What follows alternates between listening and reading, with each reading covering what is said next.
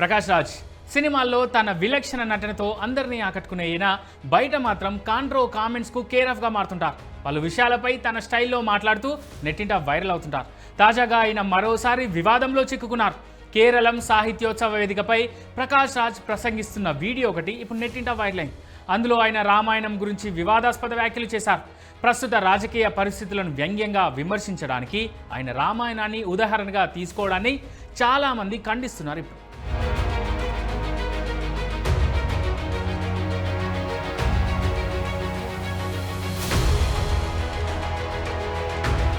ప్రకాష్ రాజ్ తన ప్రసంగంలో రామలక్ష్మణులపై చేసిన వ్యాఖ్యలు ఇప్పుడు తీవ్ర వివాదాస్పదం అవుతున్నాయి.